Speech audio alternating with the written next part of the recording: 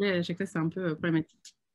Ok, bon, il est 34. On va dire on va commencer. Bah, écoutez, bienvenue à toutes, bienvenue à tous dans ce Club Mila dédié aujourd'hui à l'entrepreneuriat féminin dans la musique sous-titre Initiative et Perspective, qui est donc un Club Mila un petit peu particulier à deux niveaux. Déjà, puisque nous sommes en distanciel, alors que normalement, le Club Mila, c'est un événement en présentiel dans les locaux du Mila. Et deuxièmement, c'est normalement un format avec plutôt un intervenant. Mais pour ce sujet, Lucie m'a laissé les mains libres pour organiser ça comme je le sentais. Et pour moi, j'ai trouvé ça intéressant de vous amener plusieurs intervenantes qui viendront parler et de leur expérience et des différents programmes qu'elles représentent, et de pouvoir aller un peu justement au-delà d'un point de vue, mais plutôt voilà, d'échanger sur différents points de vue de femmes qui sont impliquées dans ces sujets depuis parfois très longtemps, parfois depuis un peu plus récemment, et de pouvoir échanger, j'espère, des bonnes pratiques entre nous, mais aussi avec vous. Donc ce Club Mila, il va se diviser en 3 temps. On va avoir une présentation des différentes intervenantes et des différents programmes qu'elles peuvent représenter. Après, on va avoir une discussion modérée par moi-même, où je vais vraiment les interroger sur des points spécifiques et on aura une discussion entre nous. Et puis une troisième partie, on ouvrira les questions au public. Donc on vous invitera à participer à la fin et à poser toutes les questions que vous souhaitez aux intervenantes, et ou à ajouter des points ou des ressources qu'on aurait pu oublier. Pour rappel, ce Club Mila est enregistré. On fera un lien qu'on rediffusera à ceux qui se sont inscrits et qu'on rediffusera sur les réseaux du Mila. L'idée étant que toutes ces bonnes informations qu'on est sur le point de vous distribuer puissent être communiquées le plus largement, puisque, je l'ai dit déjà, mais je le redis, ce Club Mila est vraiment par hasard aujourd'hui. L'entrepreneuriat féminin dans la musique, c'est tous les jours en ce qui me concerne. Et du coup, voilà, si vous avez des amis qui ont raté les inscriptions, vous aurez le lien pour pouvoir leur repartager. Donc, sur ce, je vais d'abord laisser la parole à Lucie Monroch, qui va présenter le Mila, puisqu'aujourd'hui, cet événement est donc un Club Mila. Et le Mila, c'est une association dont Lucie est la coordinatrice, donc elle va vous en dire 2 mots rapidement, vous expliquer un petit peu ce que c'est et le rapport au Mila et aux entrepreneurs. Lucie, c'est à toi. Oui, merci Géraldine. Bonsoir tout le monde. Alors donc un petit mot rapide, puisque c'est l'association qui organise la rencontre de ce soir, comme Géraldine vient de le dire, et que je suis la coordinatrice générale. Donc le Mila, il existe depuis 18 ans. C'est un dispositif de soutien à la filière musicale via 2 axes. Un pôle d'hébergement.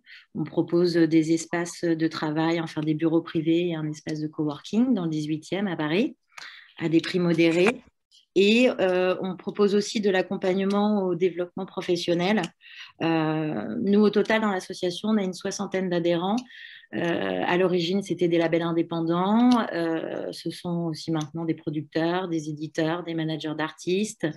Voilà, tous les acteurs de la filière musicale, voire même culturelle, plus largement. On a une 60aine d'adhérents, ça je viens de le dire. Et on leur propose donc plusieurs types d'accompagnement collectifs ou individuels. On a donc déjà le Club Mila qu'on organise depuis plusieurs années, une fois par mois. Donc souvent, c'est sur une thématique qui est plébiscitée par nos adhérents. Voilà, pour faire simple. Donc c'est assez varié. Normalement aussi, donc on le fait au Mila, sur place, dans notre salle de réunion. En général, on peut être entre 10 et 25 personnes, hors temps de Covid, bien sûr. Et on le suit, c'est suivi d'un petit apéritif après pour faire plus ample connaissance. Donc, on a ce Club Mila. Et là, je vais faire rapidement pour vous laisser la parole ensuite. On propose aussi des consultations d'experts, juristes, avocats, comptables au besoin, des rencontres entre managers d'artistes aussi, une fois tous les 2 mois. On a aussi normalement des rencontres networking entre divers réseaux, en l'occurrence le réseau MAP, Musiques Actuelles de Paris, avec qui on est partenaire. Et on propose aussi des diagnostics de structuration de vos entreprises, des ateliers de co-développement et prochainement aussi, on met en place des audits de communication sur divers axes. Et on a aussi une boîte à outils qui, en fait, propose une mise à disposition de notre salle de réunion gratuite quand on est adhérent, divers codes promo et puis des mises en relation via des annuaires. Et évidemment, de la visibilité via nos différents supports de communication. Donc voilà, je vais m'arrêter là. Et si jamais vous avez besoin de plus d'infos, vous avez mon mail, là où je vous ai envoyé le lien Zoom. Voilà. Merci Lucie. Avant de passer le micro virtuel à mes autres intervenantes, je voulais juste remettre un petit peu de contexte et vous dire finalement pourquoi est-ce qu'on a choisi de faire un Club Mila sur cette thématique. Donc aujourd'hui, en plus, il y a eu beaucoup de chiffres qui sortent finalement le 8 mars sur plein de sujets, et notamment sur l'entrepreneuriat. Alors je vais vous en sortir juste quelques-uns parce qu'il y en aurait beaucoup trop pour les sortir tous. Mais selon l'INSEE, malgré les conséquences économiques de la crise sanitaire, l'entrepreneuriat s'est bien porté en 2020 puisqu'il n'y a jamais eu autant de nouvelles entreprises immatriculées en France. Nous sommes à 850 000 entreprises immatriculées, soit 4% de plus qu'en 2019. En 2019, 40% des créateurs d'entreprises en France sont des femmes, mais seulement 10% des entreprises culturelles sont fondées par des femmes. Donc on a vraiment une part dans la culture beaucoup moindre que tout domaine confondu. Parmi les entreprises créées et dirigées par des femmes, donc là on parle de manière générale et pas que dans la culture, un quart sont dans les services, un tiers dans le domaine du conseil et un cinquième dans le monde du commerce. Hors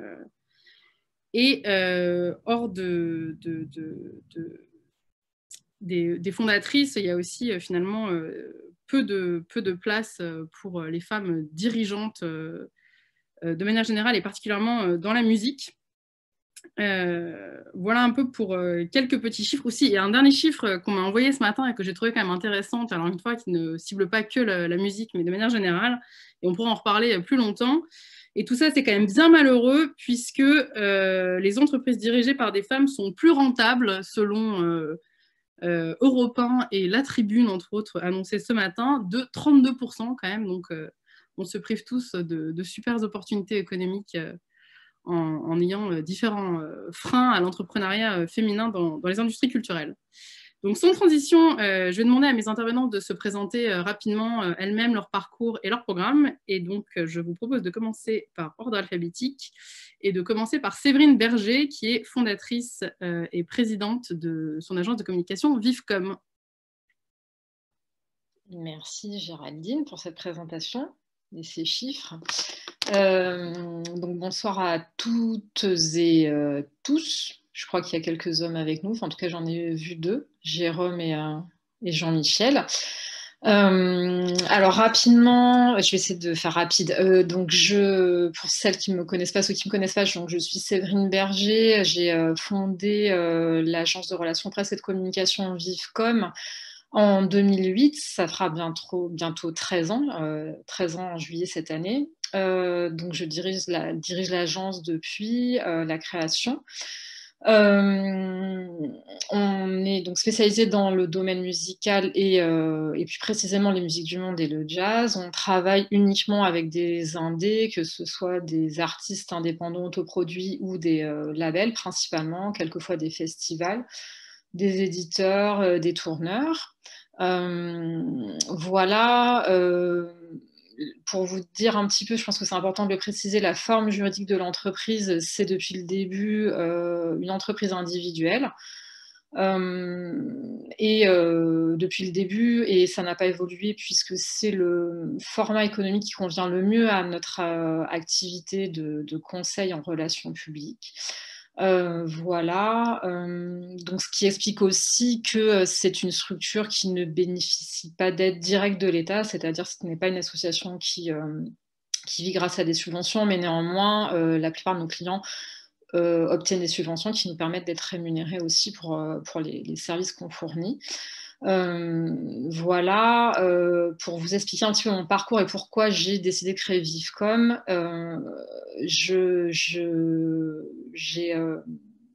je suis diplômée enfin, j'ai deux branches, deux cordes à mon arc, on va dire.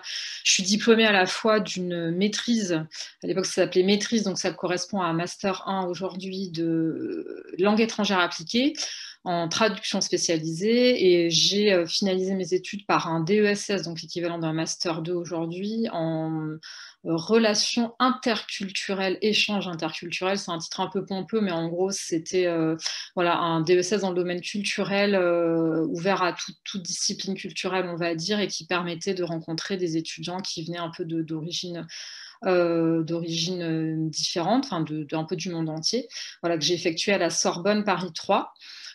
Sancier, voilà, et mon but à l'époque était de travailler dans le domaine culturel et communication, et aussi de toujours comment dire, être dans un environnement interculturel, voilà, qui me permettait en tout cas de continuer à pratiquer l'anglais et l'espagnol, parce que c'est mes deux langues de prédilection. Voilà, et bien évidemment, quand j'ai obtenu le diplôme, je n'ai pas réussi du tout à travailler dans ce domaine-là. J'ai fait un job alimentaire d'hôtesse d'accueil, ce qui était le plus facile pour moi à l'époque, qui a pris un peu toute la place. Et pendant 3 ans et demi, j'ai continué en parallèle de ce job à faire une recherche très active de poste de chargé de communication dans le domaine musical. Je n'avais, je précise quand même, c'est important de le dire, aucun réseau dans ce domaine-là. J'avais juste ma très grande volonté de travailler dans le domaine musical. Donc la musique aussi, parce que c'est aussi quelque chose d'important, je pense, à souligner, c'est que j'ai, dans le cadre de mes études, j'ai eu l'opportunité de faire plusieurs stages dans des domaines différents de la culture. Et il y a un stage qui m'a en fait donné la vocation. C'est un stage que j'ai effectué dans une agence de relations presse qui était le bureau de presse de Marianne Launay, qui est encore attachée de presse aujourd'hui, où j'ai eu, en fait, on m'a fait confiance, on m'a confié des missions, on m'a appris un métier, on m'a rémunéré aussi. À l'époque, c'était pas du tout obligatoire, et en fait, c'est aussi bête que ça, mais pour ces raisons-là, j'ai aimé ce métier, voilà. J'ai aimé ça, et j'ai voulu m'orienter dans ce domaine-là, donc dans la com et dans la musique, pour cette raison-là. Voilà, donc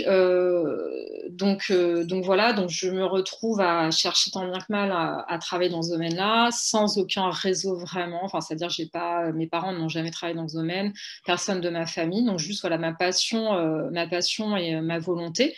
Et donc j'ai rapidement, après avoir répondu à des annonces où on était peut-être 700 ou 800 personnes à répondre aux annonces de l'IRMA à l'époque, j'ai décidé de faire des candidatures spontanées. Donc ça a duré 3 ans et demi. J'ai fini par obtenir un job de chargée de communication dans une petite entreprise qui faisait du booking d'artistes de rap français. Voilà, c'était une expérience formatrice, pas forcément très heureuse. J'étais la seule salariée d'une petite entreprise qui était dirigée par des hommes. C'était pas forcément très agréable comme position, mais bon, ça a forgé mon caractère, on va dire. Et je me suis retrouvée à faire des tâches, comment dire, je me sentais pas forcément au maximum de mes capacités, et je m'ennuyais un peu dans mon poste. Il se trouve que l'entreprise a eu enfin, ils ont dû faire un plan social, et donc ils ont dû déménager. Donc j'ai été licenciée pour raisons économiques, et en fait j'ai repris une recherche d'emploi, et très rapidement, suite à quelques entretiens que j'ai eus avec des employeurs potentiels, on m'a dit à 2-3 reprises, on n'a pas les moyens de t'embaucher en tant que salarié, on pourrait t'embaucher en tant que soit salarié à temps partiel sur des postes d'assistanat. On proposait que ça en fait, hein, avec des contrats aidés, qui n'étaient pas très rémunérateurs et pas très évidents pour maintenir un certain niveau de vie à Paris. Ou alors on peut proposer de t'embaucher en freelance si tu nous fais des factures. On y reviendra, si on essaie de garder un œil sur l'horloge quand même. Ok, d'accord, ok, merci de me couper. Enfin, bref, tout ça pour dire que suite à ça, en fait, ça a fait tilt très rapidement, et que je me suis dit, ok, en fait, je vais me mettre à mon compte. Donc en fait, ça s'est fait comme ça. j'ai créé mon entreprise en 2008 et à l'époque, en fait, la volonté que j'avais, c'était travailler dans la musique et travailler sur des projets que j'avais choisis et que je pouvais porter avec l'envergure que je voulais y mettre. Voilà, ça a été mon leitmotiv et mon moteur. Et en fin de compte, je ne savais pas du tout vers où j'allais, mais c'est ça qui m'a animée en tout cas à l'époque. Et voilà, donc aujourd'hui, ça fait, comme je vous l'ai dit, bientôt 13 ans que je fais ça. Et j'ai travaillé de chez moi au début. Après, j'ai loué des bureaux et j'ai constitué des équipes avec moi, voilà, d'assistants. Et voilà, en gros. T'inquiète pas, je reviendrai sur différents points de D'accord. Pourquoi, mais là, l'idée, c'est d'avoir une première présentation, justement, pour pas aller trop dans les détails, parce que je voudrais un peu vous faire interagir les unes avec les autres après. En tout cas, merci Séverine de cette on va continuer avec, je continue par ordre alphabétique, donc Sarah Brunet, si ça te va, qui est donc là pour représenter le programme MEWEM, entre autres. Merci Géraldine, bonjour à tous, enfin à toutes et à tous plutôt. Merci pour l'invitation. En effet, je suis là pour représenter MEWEM, qui veut dire Mentoring Program for Women Entrepreneurs in Music Industry. Alors, peut-être juste un mot très rapide sur moi. On va dire que j'ai 15 ans d'expérience professionnelle et que j'ai une expertise sur les aides financières dans l'industrie musicale et très récemment dans le cinéma. Je suis passée par l'ADAMI, par la SPPF, où en gros j'étais responsable des aides pour les labels indépendants. Et ensuite j'ai rejoint le ministère de la Culture, où toujours pareil, j'étais responsable des aides financières. Et depuis 2 ans et demi, je suis à la Commission européenne et là je suis responsable des aides pour le cinéma européen.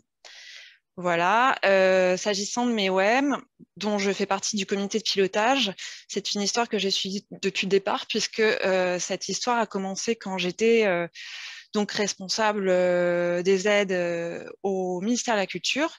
Nous financions la FELIN, donc la Fédération des labels indépendants en France, et nous avions fait le constat qu'il n'y avait pas d'initiatives qui existaient vraiment sur les femmes et a fortiori sur les femmes entrepreneuses.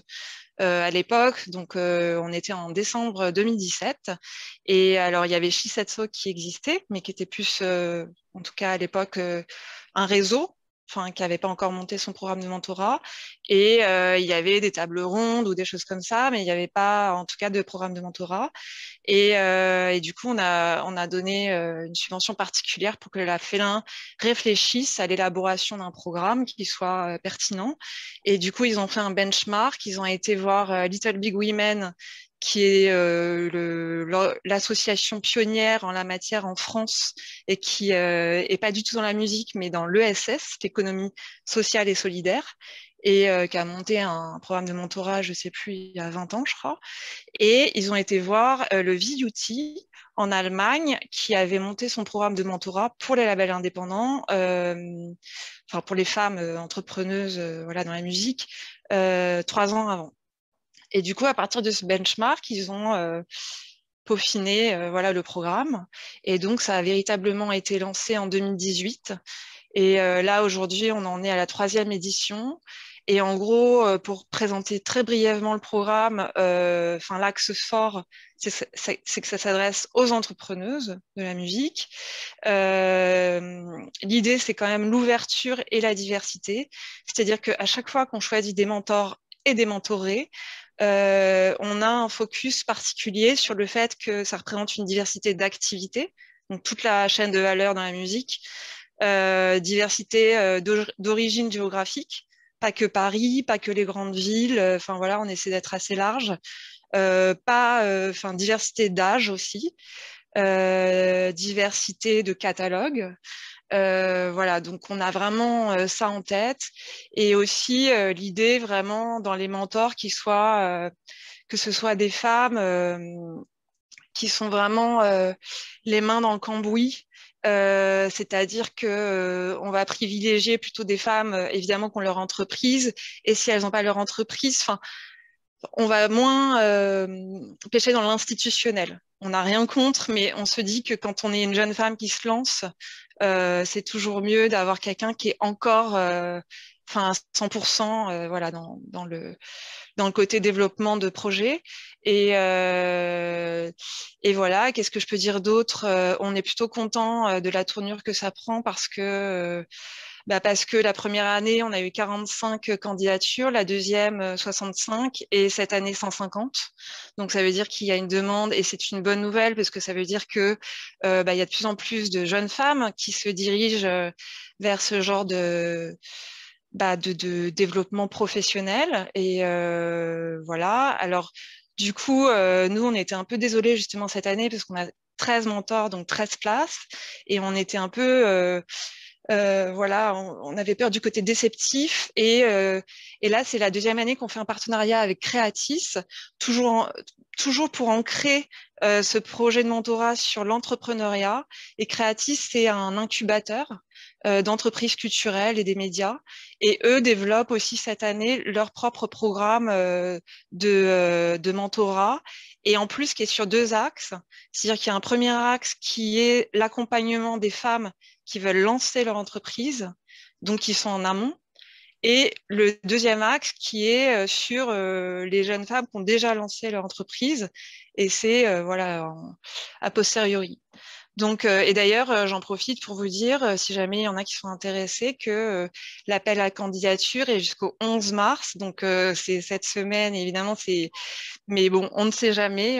Voilà, si parmi les gens qui nous écoutent, certaines sont intéressées, allez-y. J'allais en parler parce qu'en plus, on a je ne sais pas si j'ai le droit de le dire ou pas d'ailleurs, mais je crois qu'avec nous, on a eu une des femmes entrepreneurs qui a un bureau au Mila, qui est une des mentors de Creatis Source, Sonia Botton avec son Roxane. Je crois que c'est annoncé, je crois que c'est public. Oui, ouais, tout à fait. Il y a même eu un post aujourd'hui. Et moi, je fais partie des expertes aussi de Source. Comme on est partenaire, du coup, on fait un peu comme ça, quoi. Voilà. Voilà. Alors, on essaiera de vous mettre, dans le chat un lien vers le programme Creatis Source, mais ça se trouve vraiment assez facilement. Ils ont eu vraiment bonne pub, ce qui est vraiment chouette parce que je pense que ça a donné une résonance. Enfin, moi, je le vois, je trouve, je suis Mewem depuis le début, et je pense qu'entre il y a 3 ans et maintenant, de toute façon, je pense qu'il y a ce type de programme trouve une résonance médiatique de plus en plus importante, que ce soit au niveau de Mewem avec vos vidéos. J'ai vu que vous aviez sorti un nouveau teaser pour la nouvelle aujourd'hui qui est vraiment de super qualité. Et que ce soit pour Creatis qui a eu, je pense, vraiment une belle couverture média. Je pense qu'il y a pas mal de programmes existants et de plus en plus. Et il y a beaucoup, comme tu le dis, et de plus en plus de participantes. Mais il faut juste que les gens, voilà, les programmes trouvent leur public, et je pense qu'on a vraiment tous et toutes besoin de diffuser cette information. N'hésitez pas à diffuser l'information sur ce type de programme à vos cercles plus ou moins éloignés, parce que c'est qu'avec une bonne circulation de l'information qu'on arrivera à toucher un maximum de gens qui pourraient bénéficier de ces programmes. Et pardon, Géraldine, juste 2 petites choses avant de laisser la parole. Je salue, parce que j'ai bien noté parmi les participantes de cette discussion qu'il y avait 2 mentorées, une actuelle qui s'appelle Camille Hervé et une de la première édition qui s'appelle Mélanie Arès. Donc voilà, j'ai salué amicalement, et puis le cas échéant, dans le chat, peut-être elles pourront dire ce qu'elles en pensent, et de Mewem. Et aussi, pardon pour ce petit laïus aussi, mais je salue les financeurs évidemment de Mewem, qui sont le ministère de la Culture, la SACEM, le CNM et la Commission européenne. Donc du coup, c'est vrai que c'est du financement public, mais ce qui peut avoir, enfin, pour la SACEM, c'est pas public, c'est plutôt privé, mais ça découle, voilà. Et l'idée, c'est il y a une certaine neutralité, en fait. On est dans l'intérêt général. Merci. Voilà. Sur ce, sans transition, Claire Morel, à ton tour, si tu veux bien nous expliquer un peu ton parcours et ton rôle actuel. Bonsoir tout le monde. Moi, c'est Claire Morel. J'ai une quinzaine d'années d'expérience dans la musique, dans le secteur de la musique. J'ai commencé ma carrière au Québec dans un label indépendant. Je faisais un peu de tout, couteau suisse, management, édition, production, etc. Et puis, au fil du temps, je me suis un plus intéressée à l'édition musicale et du coup, je me suis vraiment spécialisée là-dedans quand j'étais là-bas. Je suis rentrée en France ensuite pour me réinstaller en France, tout simplement. Et là, j'ai commencé à travailler toujours en label indépendant au développement international d'artistes français. C'est comme ça que j'ai connu Géraldine, d'ailleurs. Et donc ça, j'ai fait ça jusqu'à récemment, donc en label indépendant, en major aussi. Et j'ai fait un passage par un autre label indépendant en Angleterre, à Londres, qui est Mute, il y a quelques années. Et c'est là que j'ai eu un gros déclic en fait sur la présence. À l'époque, on parlait de la présence des femmes dans le secteur de la musique. Et là-bas, ils avaient forcément un train d'avance, comme tout souvent en Grande-Bretagne, sur ces questions-là. Et j'ai découvert Women in Music et She Said So à cette occasion. Et j'ai participé à des réunions où on avait des artistes et des femmes, des professionnels du secteur qui venaient expliquer leur parcours et qui expliquaient aussi comment elles avaient réussi à déjouer à déjouer certains pièges qu'on leur tend et les alliés qu'elles s'étaient faites pour pouvoir réussir dans le milieu. Et il y avait aussi des artistes ultra connus qui avaient complètement disparu de la scène et qui expliquaient pourquoi voilà, ce qui leur était arrivé, le plafond de verre, la maternité, plein de choses comme ça. Donc, j'ai commencé un peu à creuser ce sujet-là à l'époque. Et en rentrant en France, je me suis dit, bon, qu'est-ce qu'on peut faire en France? Est-ce que ça existe? Est-ce qu'il y a des initiatives? Et je trouvais pas écho à ça. Et au détour d'une conversation avec des collègues de travail, je me suis lancée dans la création de She Said So France avec d'autres femmes à l'époque. Voilà, on était 4-5. On est parti d'un tout petit groupe privé sur Facebook et de fil en aiguille, on a commencé à développer des rencontres des rencontres régulière à Paris, mais pas que. Dès le départ, on a voulu s'appeler She Said So France et non pas She Said So Paris, parce qu'il faut savoir que She Said So existe un peu partout dans le monde. Hein. J'ai oublié de le préciser quand même. C'est un réseau international qui a été créé en Grande-Bretagne et qui est présent partout dans le monde, aux États-Unis, en Allemagne, en Espagne, en Italie, en Inde, etc. Et, et pour le coup, dans ces pays-là, c'est par exemple, on a She Said So Londres, She Said So Los Angeles, etc. Mais nous, on ne voulait surtout pas s'appeler She Said So Paris pour ne pas exclure les autres femmes de ce réseau-là. Donc, dès le début, on a décidé d'avoir un ancrage régional avec des branches un peu partout en France. Aujourd'hui, on est assez présente un peu partout. Et quoi. Alors, on a commencé comme ça. Et au début, Sarah, tu parlais des programmes de mentorat qui n'existaient pas trop à l'époque. Donc, à l'époque, on était début 2017. Nous, on a commencé par apprendre à connaître notre réseau. Et bien sûr, on avait un peu de retard par rapport aux autres branches internationales de She Said So qui existaient depuis 3 ans presque. Et elle avait déjà développé des programmes de mentorat, les avait testés et ça marchait super bien. Donc, on essayait de trouver un moyen d'apporter ce genre de programme en France. On a commencé en étant partenaire de la Nouvelle Onde dans le cadre du MAMA dans un premier temps. Et puis petit à petit, on s'est dit il faut que ça prenne plus d'ampleur. Et donc après moult essais à l'international qui ont porté leurs fruits avec She Said So International, on s'est dit c'est le moment de lancer le programme en France et en même temps en Italie, parce que ce sont les 2 plus grosses communautés en Europe pour She Said So. Et ce programme a été lancé en pleine crise du Covid l'année dernière au printemps. L'appel à candidature et c'était un programme qui était ouvert à absolument toutes les femmes et minorités de genre du secteur de la musique, qu'elles soient professionnels ou artistes, avec un angle vraiment de développement personnel et d'empowerment qui était vraiment, c'était le point central de notre programme, et on avait le soutien d'un partenaire privé, parce qu'on fonctionne beaucoup avec des partenaires privés pour Shisetsu, vu qu'on est une organisation un peu internationale. C'est vrai qu'on a accès à des partenaires internationaux, et là pour ce cas-là, c'était YouTube Music qui avait déjà été partenaire d'un programme de mentorat quelques temps auparavant, fin 2019 au Portugal. Donc l'un dans l'autre, on a repris ce programme et on l'a adapté au marché français et au marché italien. Donc on était 2 équipes, une en France, une en Italie, à gérer la campagne de mentorat, à coordonner tout le programme et à s'assurer aussi que les binômes se parlent tout du long du programme, tout en leur apportant aussi un soutien et aussi des webinaires sur des thématiques assez précises pour les accompagner dans leur cheminement aussi, leur prise de confiance en elles, etc., etc. Et alors, pourquoi on l'a maintenu parce qu'on s'est dit que ce contexte était vraiment était assez catastrophique pour tout le monde. Hein. Tout le monde il n'y a pas une personne qui n'a pas été affectée par cette pandémie, et on a voulu garder ce lien même virtuel avec nos membres.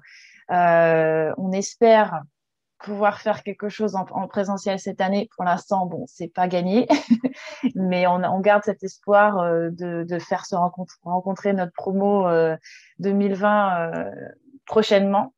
Et il faut savoir aussi que, Sarah, tu parlais d'être dans le processus de sélection, d'être le plus ouvert possible, le plus inclusif possible. On a exactement la même approche dans notre programme, et je pense que c'est ça qui fait la richesse aussi de nos programmes et leur succès, c'est que les critères sont... Enfin, voilà, on essaie vraiment on n'a pas d'a priori, et si on pouvait accepter tout le monde, on accepterait tout le monde. Malheureusement, c'est pas possible. Mais il y a vraiment cet esprit d'ouverture et aussi des fois d'aller chercher des femmes qui n'auraient pas forcément pensé à joindre ce genre de programme. Je pense notamment à des mentors. Parce qu'on a, statistiquement, on a toujours plus de mentorés qui postulent que de mentors, parce que les femmes ont toutes on a toutes quelque part en nous ce syndrome de l'imposteur qui nous empêche des fois de se mettre en avant et d'y aller. Alors pour le coup, sur ce genre d'initiative, même s'il y a un appel à candidature, on encourage fortement certaines femmes à se présenter comme mentor pour équilibrer un peu la chose. Je pense que le positionnement des femmes dans l'entreprise, enfin, des 2 côtés, en fait, côté entrepreneur comme côté mentor, on pourra parler des différents freins et pourquoi finalement est-ce que les femmes n'osent pas se lancer à leur compte ou se prendre suffisamment, se considérer suffisamment apte à, que ce soit apte à fonder et diriger une société ou apte à mentorer d'autres personnes. Mais last but not least, je demandais à Corinne Setki de se présenter. Corinne qui travaille pour le CNM avec un titre qui est Europe et égalité femmes-hommes, si je ne m'abuse, et qui est aussi une ancienne mentor MEWEM, si je ne m'abuse. Tout à fait. Finalement, de toute façon, je pense que vous le savez toutes, la musique est un petit monde, finalement. Et je pense qu'il y a aussi, de manière plus générale, de plus en plus de femmes qui montent ce genre de programme, mais aussi des programmes qui sont amenés à évoluer avec des femmes qui ont plus ou moins aussi de disponibilité suivant les années, mais qui pour autant restent toujours bien en contact, les anciennes mentorées, mentors, mais qui sont toujours aptes à transmettre l'information. Ouais. Corinne. Merci Géraldine. Bonsoir tout le monde. Je vais essayer d'être courte parce que ma vie est déjà longue. Malheureusement, le temps passe trop vite. Moi, j'ai toujours travaillé dans la musique en fait. Je travaillais en maison de disques, en major essentiellement, pendant plus de presque 30 ans de ma vie. Et c'est peut-être ce que j'y ai vécu d'ailleurs, c'est-à-dire pas mal de freins, de portes qui ne s'ouvraient pas vraiment. Qui m'amène là où je suis aujourd'hui. D'ailleurs, je pense que si j'ai quitté cette industrie, C'était aussi parce qu'on y vieillit mal, et encore plus quand on est une femme. Et d'ailleurs, je ne sais pas si vous avez vu les chiffres qui avaient produit le Prodis dans les Assises des femmes de 2019. On voyait bien que les femmes sont moins bien payées, et que les femmes ont moins la place de vieillir dans ce type d'entreprise aussi. Je pense que c'est un peu vrai sur toute la société française, mais c'est encore plus vrai dans la musique. Et donc, j'ai travaillé avec Géraldine pendant quelques années. Donc, je suis arrivée au bureau export où j'ai dirigé la communication, les études et le développement digital, et j'ai aussi pris à corps les enjeux européens. Parce qu'aujourd'hui, je suis présidente du network des bureaux export européens, et on essaye de travailler pour que l'Europe s'adresse de manière un peu plus conséquente et peut-être plus ciblée à la musique en termes de financement et autres. Pour la faire courte sur mon parcours à moi, c'est à peu près ça. Si, quand j'ai quitté la musique aussi, enfin quand j'ai cru que j'allais quitter la musique d'ailleurs, puisque je ne l'ai pas quittée, j'ai été formée en tant que coach, parce que je pensais qu'il fallait que je me crée une vie d'indé, donc c'est ce que j'avais choisi de faire. Et c'est un petit peu tout ça qui m'avait amené d'ailleurs à être mentor chez Mewem. J'ai beaucoup aimé cette expérience d'ailleurs. Et j'ai toujours des liens avec ma mentorée d'ailleurs. Ça mentor à vie maintenant, en fait, on s'est dit. Et j'ai appris aussi à me pitcher en 5 minutes chez Mewem. Voilà. Et en fait, aujourd'hui au CNM, quand même, parlons de ça, parce que c'est au nom du CNM que je suis ici.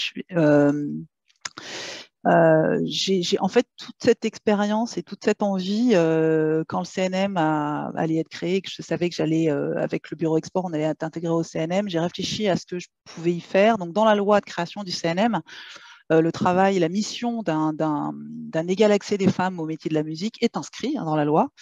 Et j'ai eu envie de porter ce sujet-là, moi, au CNM. Donc, je suis allée le défendre. J'ai proposé un projet pour ça.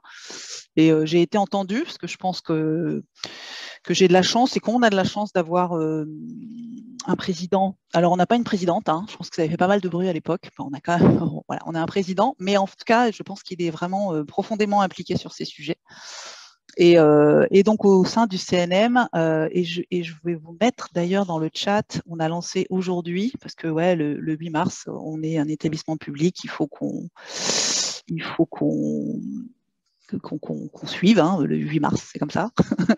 Donc, on a lancé notre page ressources au CNM, où vous verrez en fait beaucoup de ces programmes de mentorat qui existent. Il y en a plusieurs qui se sont montés en France. Mais Mewem a été l'un des premiers. Il y a Chigros dont on a parlé, qui est arrivé dans la foulée. La Fracama en a fait un. Là, pour les artistes aussi qui sont en train de se monter, il y en a un au Métronome à Toulouse qui se monte. Il y a la Fédélima qui a un super aussi programme de mentorat qui s'appelle WA. Et ils ont une plateforme de ressources aussi, d'ailleurs, qui est beaucoup plus riche que la nôtre. Vous pouvez y aller, vous y trouverez énormément d'informations très précieuses. Il y en a aussi, peut-être que le Mila bosse pas trop sur le classique, mais il y a aussi des académies pour les chefs d'orchestre. Enfin voilà, il y a énormément de choses qui se font, toujours dans la sororité. C'est ce que je trouve absolument incroyable quand les femmes se mobilisent avec énormément de bienveillance. Et moi, j'aime bien ce mot, ça ne me dérange pas. J'espère que vous n'entendez pas la perceuse qui vient de se mettre en route chez mes voisins. Donc, vous y verrez les chiffres aussi, tous les chiffres sur les femmes. Donc, Géraldine, t'en as noté quelques-uns, mais il y a vraiment énormément de travail à faire. Et je pense que les chiffres servent surtout à se rendre compte et ouvrir les yeux à tous et toutes de l'état des lieux qui est le nôtre aujourd'hui. Et Shisetsu est partenaire du programme de mentorat à Toulouse. Eh bien, très bien, formidable. Voilà, c'est ça, c'est la sororité, la bienveillance, on travaille ensemble, et je pense que c'est comme ça qu'on ira loin. Et alors, au CNM, l'une des premières missions qu'on a eues, quand même, je tenais à le préciser, ça a été une demande de la ministre de la Culture, c'était de la prévention des violences, parce que cette année et depuis l'année dernière, en fait, moi je dis souvent ces derniers temps, il y a une convergence en fait en ce moment. Il y a, je crois qu'il y a 2 ans, pendant le printemps de Bourges, il y avait eu un manifeste que j'avais signé d'ailleurs pour des femmes dans la musique et surtout sur les agressions. Et puis, ça avait été un espèce de pétard mouillé. C'était pas passé grand-chose dans la foulée, à grande déception d'une grande partie de ces femmes. Voilà, mais en fait, je pense que c'était pas du tout un pétard mouillé, c'était le début de l'allumage d'une mèche qui juste le feu a mis un peu de temps à s'enflammer. Et en fait, je pense que cette année 2020, avec Musique2, avec des cas aussi, comme celui d'une chanteuse lyrique qui s'appelle Chloé Briot, qui a fait que la ministre s'est impliquée. Même s'il y a évidemment au ministère, vous le savez, hein, Macron en a fait une des priorités de son quinquennat, en tout cas la plus d'égalité. Donc tout ça va de pair et je pense qu'on est en train vraiment de vivre un changement hyper profond. En tout cas, j'ai la naïveté de croire qu'on est en train de vivre un changement hyper profond. Et moi, je voulais amener au CNM ma brique à ce changement et je vous avoue que j'en suis assez fière et qu'on n'a pas fini de travailler dans ce sens-là. Et on soutient les programmes des mentorats. On a 1 million d'euros d'un programme de soutien pour plus d'égalité entre les femmes et les hommes dans cette filière. Et les programmes de mentorat, ils sont soutenus. Mais ouais, Sarah l'a dit, on les a soutenus, mais on va commencer à nouveau ce programme d'aide cette année avec ce 1 million d'euros qui, j'espère, on en fera un bon usage. Qui est un fonds, du coup, déjà fléché ou c'est un format d'appel à projet où tu peux postuler avec ton propre programme Non, tu postules avec ton programme. En fait, il y a des catégories on va le lancer là, on est en train de le valider en fait. Ces nouveaux programmes du CNM qui sont des programmes qui vont être pérennes, qui ne sont pas les programmes sur lesquels l'équipe est en train de travailler en ce moment, qui sont évidemment, vous imaginez bien, la sauvegarde liée au Covid. Ce programme-là, qui avait déjà été initié au CNV avec une toute petite enveloppe de 75 000 euros sur la première année, je crois. En fait, c'est ouvert, ça fait partie de l'intérêt général et le CNV, quand il commençait sur la COP 3, aider l'intérêt général et le programme égalité femmes-hommes est né à cet endroit-là. La deuxième année, il a existé avec, je crois, 300 000 euros qui se sont déployés en 560 000 euros parce qu'on a été victime du succès avec l'ouverture à tous les champs au-delà du CNV, parce que le CNV, c'était que le live, et aujourd'hui, le CNM, c'est toute la filière musicale. Et donc, que ce soit des programmes de formation, des programmes qui vont permettre plus de visibilité des femmes, parce que peut-être qu'on en parlera plus tard, je ne veux pas te couper l'herbe sous le pied, Géraldine, mais il y a beaucoup de problématiques aussi d'invisibilité des femmes, de manque de rôle modèle, de manque parfois de moyens pour mettre en phase ces projets. Il y en a qui voudront encore continuer à donner des chiffres. Tout ça, ça doit être inclus dans ce programme, ce sera inclus dans ce programme qui se veut hyper vaste en fait, pour soutenir toute initiative qui, si la commission, parce que c'est des membres de commission, atteste que c'est le cas, fera avancer la problématique de l'égalité dans la filière. Ok, super. Merci Corinne.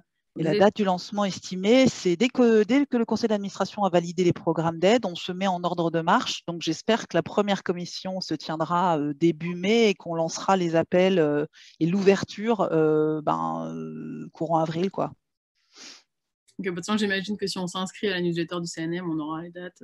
Et sinon, voilà. Moi, je conseille, alors pour tout ce qui est date, rien à voir et finalement tout à voir, puisque moi, je considère que pour être entrepreneur, il faut surtout être bien informé. Et j'estime que la newsletter de feu l'IRMA, désormais CNM, était déjà super pour tout ce qui était deadline de programme, de financement, candidature et compagnie, et du coup j'imagine que d'autant plus maintenant sur tout ce qui est les deadlines du CNM. Donc inscrivez-vous à, je ne sais pas quel est le titre officiel maintenant de IRMA. Écoute, en fait, on essaye au CNM de garder le meilleur de chacun.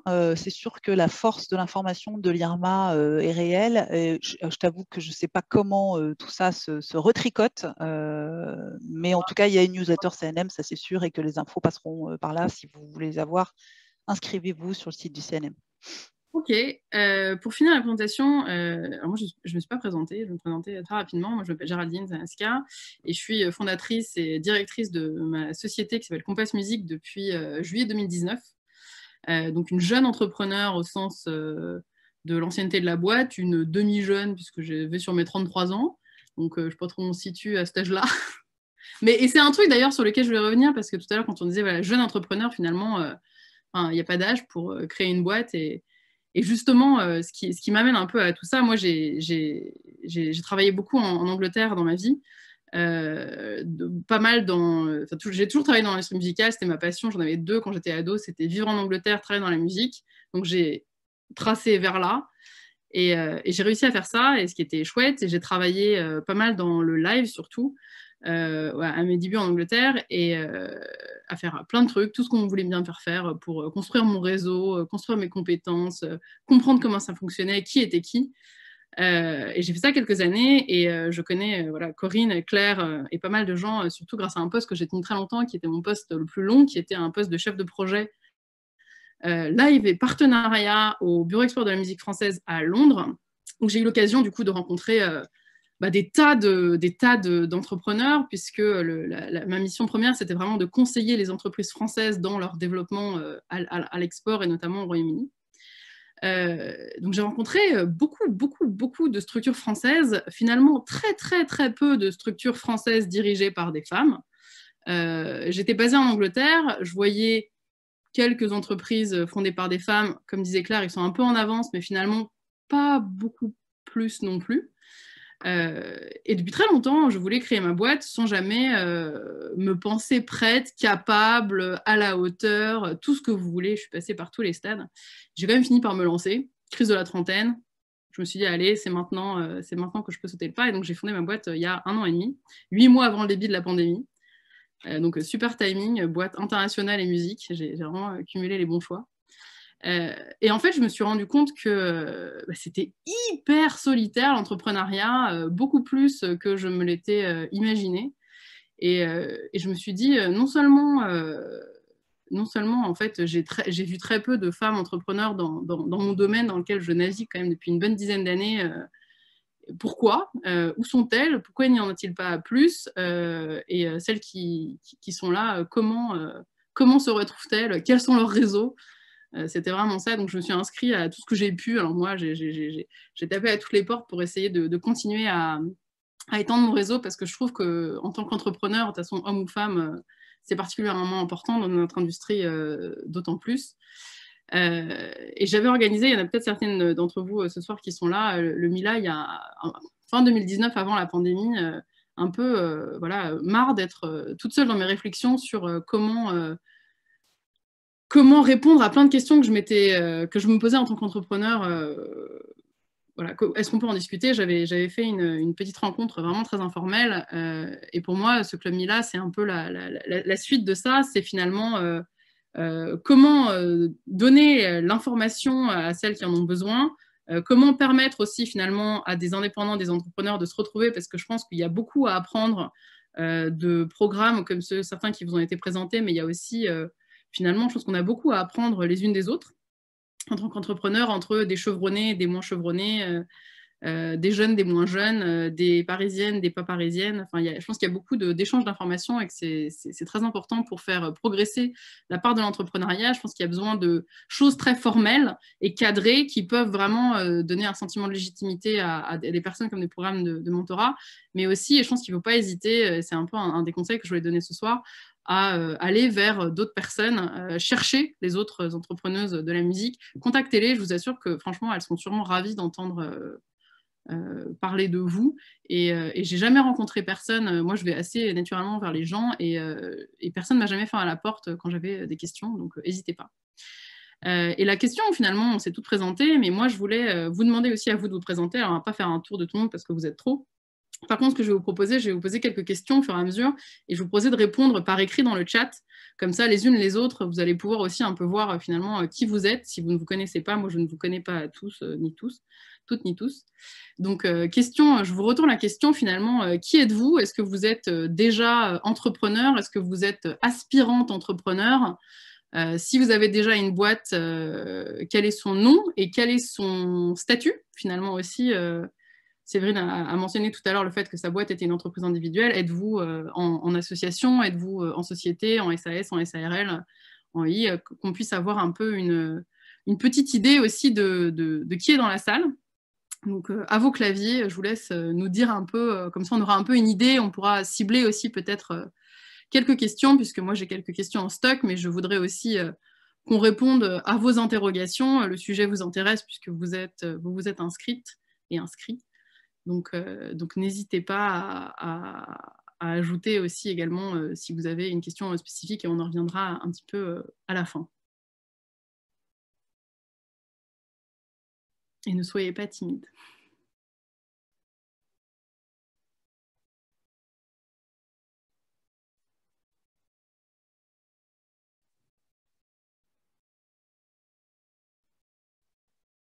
Tout le monde est timide? Je ne vois juste rien qui s'affiche dans le chat. Je peux juste peut-être partager une courte expérience. Tu parles que de la solitude de l'entrepreneuriat.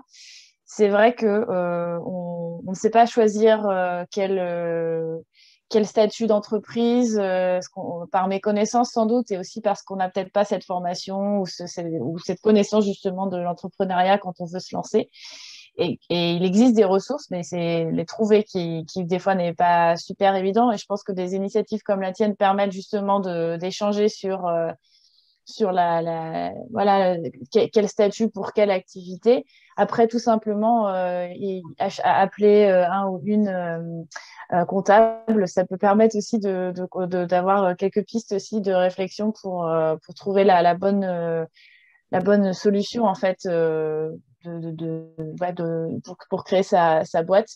Et voilà, c'était ma petite pierre à l'édifice. Mais comme tu dis, il ne faut pas hésiter à poser des questions et surtout sortir de cette solitude. C'est ce qu'il y a de plus important. Alors, si je puis me permettre, en ce qui me concerne, et c'est par rapport à mes anciennes années au ministère de la Culture, avec un collègue, on avait acté le fait que l'entrepreneuriat culturel posait des problématiques spécifiques qui n'étaient pas résolues dans le système, on va dire, ni le système de formation, ni le système. Et du coup, le ministère de la Culture organise depuis 4 ou 5 ans ces forums sur l'entrepreneuriat culturel qui visent à être très pratiques, c'est-à-dire que l'idée c'était de se dire que c'est bien sympa de filer des subventions en fait aux gens, mais s'ils savent pas s'en servir, ça sert à rien. Et donc du coup c'était des ateliers vraiment très pratico-pratiques avec des comptables, avec des avocats, avec des entrepreneurs qui ont réussi, qui ont échoué, qui témoignaient sur le fait de dire bah voilà moi j'ai mal fait ça, mais voilà comment j'ai rebondi derrière. Et par ailleurs, ils ont également publié un guide sur les aides de droit commun, donc tout ce qui est crédit d'impôt, tout ce qui est subvention dans la culture. Et bon, voilà, c'est une réponse sans doute insuffisante, mais c'est un premier pas, voilà. Et puis aussi, pardon, mais moi je reviens sur MEOM 2 minutes parce que l'idée du mentorat, c'est que c'est prendre acte du fait qu'il y a 3 freins pour les entrepreneuses culturelles, en tout cas. C'est un premier frein au réseau, un frein au financement, à l'accès au financement, et le troisième, c'est au rôle modèle, aux femmes exemplaires qui ont pu réussir dans cette voie. Et du coup, c'est un peu quelque chose qu'on essaie de solutionner avec le programme de mentorat. Et je me permets aussi de dire que nous, on reste exprès petit, c'est-à-dire 13, et on ne grossira pas. Parce que on essaie de faire vraiment un suivi avec la première édition, avec la deuxième édition. Là, on en est à la troisième, donc on commence à avoir un retour sur expérience. Et même l'année prochaine, on est en train de penser à proposer à une mentorée qui s'est singularisée par sa réussite de devenir elle-même mentor. Et en effet, tout ça fait une communauté et du coup, les mentors, on les choisit vraiment. On met une année à les choisir, quoi. Donc voilà. Donc du coup, le défaut, c'est que on fait. Malheureusement, il n'y a pas beaucoup de portes ouvertes, mais voilà, l'idée c'est d'assurer un suivi du mieux qu'on puisse. C'est une très bonne transition parce que justement, c'était un peu vers là où je voulais aller. Finalement, je regardais aussi d'un œil le chat, et notamment certaines qui disaient je souhaite monter ma propre structure où j'ai l'intention de peut-être dans quelques années. Et finalement, je voulais vous poser du coup un peu à toute la question, que ce soit de votre expérience personnelle ou des expériences des mentors et des mentorés que vous avez pu avoir qui étaient elles-mêmes entrepreneurs. Voilà, quels étaient finalement les freins, donc tu as commencé à y répondre, c'est parfait Sarah, mais quels étaient les freins finalement à l'entrepreneuriat pour prendre un peu les choses au départ finalement? Pourquoi un chiffre aussi bas? Pourquoi les hommes ont l'air d'avoir plus de facilité à se lancer dans l'aventure entrepreneuriale? Est-ce que vous avez vous, eu des impressions d'avoir des choses qui ressortaient assez fréquemment. Peut-être Claire, sur le programme She Grows, est-ce que tu as eu des choses qui sont venues de la part de plusieurs femmes? Alors, nous, dans notre programme cette année, on avait plusieurs profils. Toutes n'étaient pas forcément entrepreneuses, hein. Il y avait aussi des salariés. Après, les échanges qu'elles ont avec leurs mentors sont confidentiels. En fait, ce qui ressort le plus, c'est un manque de confiance pour y aller, tout simplement. De ne pas se sentir capable et la peur de manquer, en fait. Et ça, c'est assez terrible parce que et là, je vais peut-être dériver un peu, mais on a ce poids en tant que femme de devoir gérer moult choses et le fait de devoir se lancer dans l'entrepreneuriat, je pense que ça fait un peu peur et on n'ose pas y aller alors que et c'est comme je vais faire un parallèle avec quand une annonce pour un emploi est publiée. Une femme, s'il y a un ou deux critères auxquels elle ne répond pas, elle passera à côté, elle tentera pas de se présenter, d'envoyer sa candidature. Alors que un homme va se dire pourquoi pas, je vais la tenter, j'y vais au bagot, etc. Donc on essaie un peu de déconstruire ça, enfin pas qu'un peu, beaucoup, de déconstruire ça. Nous c'est plus dans l'approche qu'on peut avoir vis-à-vis de quelque chose et l'entrepreneuriat en fait partie. Mais il n'y a pas que ça. On parle de beaucoup d'autres choses dans nos programmes. Mais c'est vrai que on travaille beaucoup sur le syndrome de l'imposteur. On propose aussi des formations sur l'art de négocier. Mais ça peut aider à tous les niveaux dans sa vie professionnelle autant que dans sa vie personnelle. Voilà. Je vais demander, alors je me permets en fait, quand je pose des questions finalement à mes intervenantes, n'hésitez pas dans le chat à répondre. Donc moi je serais intéressée de savoir, voilà, merci Élise. N'hésitez pas à mettre dans le chat si vous êtes OK de partager ça avec nous. Finalement, quels sont vos freins actuels ou quels ont été vos freins passés pour ne pas avoir osé sauter le pas. C'est toujours intéressant d'avoir un retour d'expérience. Donc, Sarah, tu l'as dit, pour toi, les 3 piliers, c'était, que j'ai oublié, manque de réseau, manque de... Redis-moi les deux. Alors, il y a donc l'accès au financement, le réseau et le manque de role models, enfin on va dire d'ambassadrices ou de personnalités dans lesquelles on peut se projeter qui ont réussi dans cette voie. Et voilà. Et juste, je ne veux pas du tout monopoliser la parole, mais en fait, parce que moi aussi, dans le cadre de mes fonctions, parce que faire des aides aux entrepreneurs, c'est aussi faire une veille sur ce qu'ils connaissent comme difficultés et là où il faut qu'on injecte et comment on fait les critères, etc. Donc, et du coup, moi, je suis tombée sur 2 études qui comparaient l'entrepreneuriat français dans l'Europe.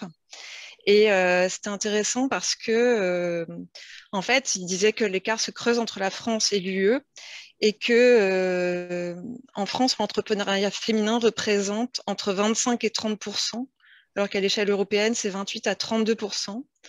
Et en fait, ce qui mettait, c'est que près de la moitié des Françaises se lancent avec 4 000 € en moyenne.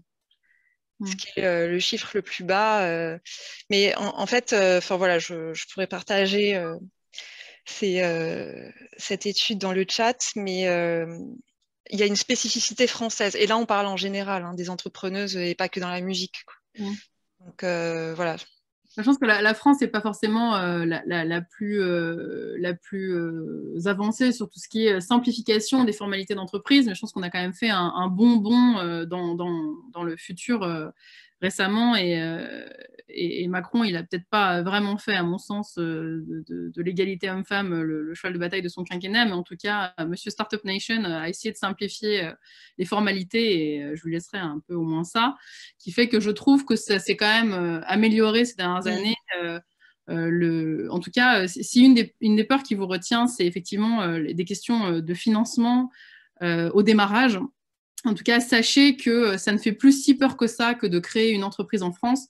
On a le statut de micro-entrepreneur, puisqu'on n'a plus d'auto-entreprise. Il s'agit de micro-entreprise et vraiment peu coûteux, assez léger administrativement et se fait sans trop de douleur. Et enfin, après, ça dépend de l'activité que vous voulez faire, mais en tout cas, dans tout ce qui est services et conseils, il n'y a pas besoin d'investissement au départ tant que ça. Je pense qu'une des choses dont je me suis rendu compte aussi, moi personnellement, quand j'ai démarré, c'était qu'il y a plein de choses qui s'appliquent aux entrepreneurs de tous les secteurs, mais en tout cas, il y a de plus en plus d'aides dédiées au secteur culturel et à la musique, et je pense que c'est important parce qu'on est dans une industrie qui est quand même assez bizarre, je pense, par rapport au reste de la vie. Mais il y a aussi des tas de programmes pour les entrepreneurs de manière générale, que ce soit des réseaux je ne les connais pas tous, mais entre les premières, Bouge ta boîte, il y a vraiment pas mal de réseaux femmes entrepreneurs de manière générale qui peuvent aussi vous aiguiller sur tout ce qui est question juridique, légale, comptable, de création d'entreprises qui peuvent s'appliquer dans des entreprises dans la musique et peuvent aussi faire lever de soutien pour rendre les choses un peu moins opaques, si je puis dire. Je vais peut-être demander à Séverine, toi qui as monté une boîte du coup, il y a quand même un certain temps, voilà, tu l'as dit tout à l'heure, tu as créé une entreprise individuelle. Je pense qu'en 2008, quand tu t'es lancé, le statut micro-entrepreneur n'existait pas, sans faire trop dans le détail, parce qu'on ne peut pas détailler tous les statuts. Mais peut-être, est-ce que tu peux expliquer pour toi quel est l'avantage d'être enregistré en tant qu'entreprise individuelle et pourquoi est-ce que ça te semble adapté à ton activité spécifiquement?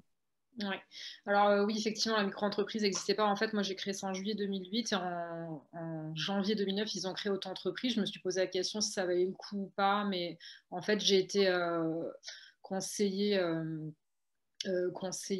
sur le plan comptable par mon MAGA, l'association de comptables agréés par l'État à laquelle je suis adhérente, la RAPL Île-de-France. Et ça valait pas le coup. Et en fait, très vite, je suis passée dans un système de fiscalité qui s'appelle frais réels, qui me permettait de déduire mes charges de mes recettes, donc dans un mode de comptabilité recettes-dépenses. Voilà, en fait, maintenant je travaille avec un expert comptable depuis 2014, je crois, et en fait, j'ai fait un point avec eux et ils m'ont toujours dit que c'était le meilleur statut pour moi. Je suis travailleur non salarié, donc en fait, j'ai vraiment une grosse flexibilité. C'est très facile en fait à gérer en termes de comptabilité. Aujourd'hui, je paye un expert comptable parce que j'ai plus les moyens de faire ma compta moi-même, mais la compta, je l'ai appris sur le tas avec les formations de la RAPL et je m'en suis sortie. Alors, je suis nulle enfin, tout ce qui calcule, c'est pas mon truc. Donc, en fait, c'était en tout cas le statut le plus simple. La première démarche que j'ai faite pour savoir quel statut prendre, c'était aller à la Chambre de commerce et de l'industrie. Et la personne que j'ai vue, qui était une conseillère, elle m'a dit non, mais le mieux pour vous, c'est de vous mettre en profession libérale, travailleur non salarié. Alors, bien sûr, c'est propre à mon métier aussi. Hein. Je suis dans le code APE, conseil en relations publiques. Voilà. Je fais de la prestation de service, donc c'est adapté. Voilà. Après, c'est vrai que c'est contraignant, entre guillemets, parce que je ne peux pas prétendre à avoir des subventions, comme je le disais tout à l'heure. Je ne suis pas en association. Mais ça correspond vraiment à mon activité. Donc voilà, et c'est vrai qu'aujourd'hui, je suis sur un modèle économique qui fonctionne très bien. Ça ne servira à rien pour moi de passer en micro-entreprise, puisque j'arrive à vraiment déduire pas mal de charges de mes recettes. Et en toute légalité, hein, d'ailleurs, je fais ça de façon très carrée. Voilà, et c'est ce qui me convient. Je me suis posé la question, hein, je me remets en question régulièrement. Je ne suis pas experte dans tous les domaines, mais j'essaie de m'entourer en tout cas de bons conseils. Et je voudrais dire aussi que moi, j'ai vraiment fait, j'ai construit mon activité et tout ce que j'ai fait aujourd'hui de façon très comment dire, au feeling et de façon très empirique. Et c'est vrai que je pourrais dire vraiment que ce qui est important pour une personne qui veut se lancer, une jeune fille, une jeune femme, enfin une femme qui veut se lancer dans l'entrepreneuriat, c'est que c'est important vraiment d'être dans le réseau, dans tous les réseaux possibles, de chercher le lien. Moi, j'ai travaillé pendant 6 ans toute seule chez moi et puis mon activité a grossi. J'ai décidé de partager un bureau et j'ai loué un bureau. D'ailleurs, je partageais avec le bureau avec Soraya qui est là ce soir et et c'est vrai qu'en fait, ça a changé plein de choses. Je bossais très bien chez moi toute seule, je suis très indépendante, il n'y avait pas de problème par rapport à ça. Mais c'est vrai que c'est une force, en fait, de discuter avec d'autres personnes qui sont dans le même domaine d'activité, donc la musique. Et en fait, voilà, un an après, j'étais au Mila. Et en fait, c'est ça, il faut avoir cet esprit-là aussi de vouloir échanger, de ne pas rester seul dans son coin, d'échanger de façon bienveillante. C'est Corinne qui parlait de ça tout à l'heure, je suis d'accord avec elle, c'est important. Il y a de la bienveillance aussi entre les hommes et les femmes. Il peut y avoir la malveillance entre certaines femmes aussi, il faut quand même être honnête. Mais voilà, et j'ai jamais hésité en tout cas à essayer d'avoir vraiment des conseils de part et d'autre et d'avoir, voilà, j'ai eu des moments où je me suis remise en question par rapport à ma façon de gérer mon entreprise qui n'était pas toujours bonne et puis voilà, et j'ai eu des conseils de coach que je suis allée chercher dans différents domaines et voilà, et c'est vrai qu'en fait c'est important d'arriver à se sentir légitime par rapport à ce qu'on fait et d'être droite dans ses bottes en fait. D'être vraiment en accord avec soi-même et assez pour dire bah voilà, moi c'est ça que je vaux aujourd'hui et je peux dire aujourd'hui que je suis assez à l'aise avec moi-même pour dire que ce que je fais est bien et que ça vaut le prix que ça vaut, voilà. Mais ça prend du temps, c'est plusieurs années de développement personnel et ça rejoint la vie privée aussi. Je crois que c'est Sarah qui en parlait tout à l'heure, c'est clair, c'est un tout, quoi. C'est un tout, voilà. Je pense que tu as touché sur pas mal de choses sur lesquelles j'aimerais bien rebondir. Je suis super contente pour toi que tu aies trouvé un statut qui finalement te convient malgré l'évolution de ton activité et donc qui prouve qu'un statut, même français, finalement, peut être assez souple et flexible. Je pense que pour autant, je voudrais quand même dire aux gens et notamment aux aspirantes entrepreneurs, que rien n'est définitif, en fait. Et je pense que ça, c'est une des leçons que j'ai le plus appris ces dernières années et que je me force à me mettre dans le crâne tous les jours. C'est qu'en fait, il faut arrêter de se mettre la pression, vraiment, sur tout. Parce que j'ai l'impression qu'on a tendance à mettre la pression sur tout. Et moi, souvent, je me dis, oh, pourquoi faire ça? Cette décision va affecter tout mon business pour les 20 ans à venir. Mais il faut se calmer, hein. En vrai, non. Et finalement, il y a assez peu de choses et de décisions qui sont vraiment... que tu peux pas changer, quoi. Et notamment sur la question du statut, je pense qu'il faut vraiment prendre bon conseil, et tu l'as dit, Séverine, il y a pas mal de structures d'organisation générales sur l'entrepreneuriat général, que ce soit Pôle emploi, que ce soit l'ADI, que ce soit... la région, l'Île-de-France, mais je suis sûre que c'est pareil dans toutes les régions. Enfin, il y a vraiment plein de guichets auxquels vous pouvez aller vous renseigner sur quel est le bon statut et ne pas hésiter aussi à se dire que, mon statut, il peut changer. Je peux passer d'association à micro-entreprise à une SAS.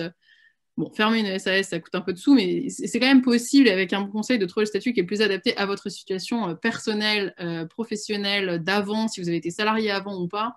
Il faut quand même savoir que Pôle emploi, ça c'est un chiffre qu'on ne dit pas beaucoup, mais Pôle emploi, c'est quand même le premier financeur des nouvelles entreprises françaises, puisque la majorité des créateurs d'entreprises qui étaient salariés avant et qui touchent le chômage vivent sur leur chômage le temps de monter leur entreprise, et ça fait de Pôle emploi, dans les faits, le premier financeur des entreprises de France.